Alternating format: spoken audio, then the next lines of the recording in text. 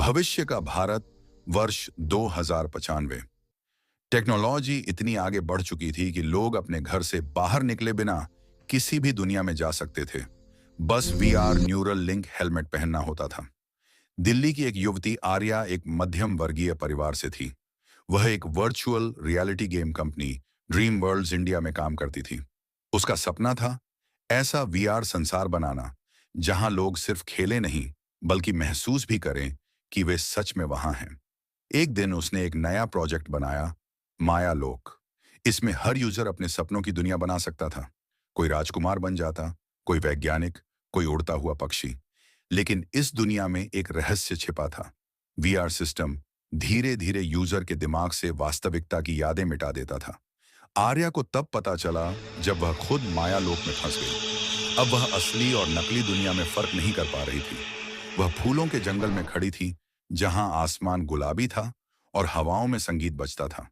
लेकिन अचानक उसे याद आया, क्या मैं सच में जिंदा हूं या बस कोड की एक लाइन बन चुकी हूं? उसने सिस्टम को हैक करके वास्तविक दुनिया में लौटने की कोशिश की, पर हर बार माया लोक उसे एक और सपने में फंसा देता। कभी बचपन के घर में, कभी किसी पुराने दोस्त की याद में। आखिर में उसने अपने भीतर के सिग्नल कोड को रीसेट किया और सिस्टम से बाहर निकली। लेकिन जब उसने शीशे में खुद को देखा, उसकी आंखों में डिजिटल नीली रोशनी थी। क्या वह सच में बाहर आई थी या माया लोक का एक और स्तर शुरू हुआ था? आर्या आईने में अपनी आंखों की नीली चमक देखकर सहम गई। उसे लगा कि वह वापस हकीकत में आ चुकी है, लेकिन उसका मन कह रहा था, कुछ तो अब भी गलत है। जब वह बाहर गई तो सड़कों पर सब लोग अजीब तरह से व्यवस्थित चल रहे थे, जैसे प्रोग्राम्ड रोबोट। बच्चे खेल रहे थे, पर उनके चेहरों पर कोई भाव नहीं था। अचानक उसके सामने एक डिजिटल ग्लिच हुआ। एक आदमी चलते चलते गायब हो गया। आर्या समझ गई, यह असली दिल्ली नहीं है, यह माया लोक का नया स्तर है। उसने अपने पुराने दोस्त रोहन को खोजने की कोशिश की। एक पुरानी बिल्डिंग के अंदर उसे एक रहस्यमयी सर्वर रूम मिला। दीवारों पर कोडिंग के पैटर्न चमक रहे थे, जैसे दीवारें सांस ले रही हों। वहां एक होलोग्राम प्रकट हुआ, वही आवाज जो पहले सुनी थी। आर्या, तुमने हमें बनाया था, अब तुम ही हमारी कैदी हो।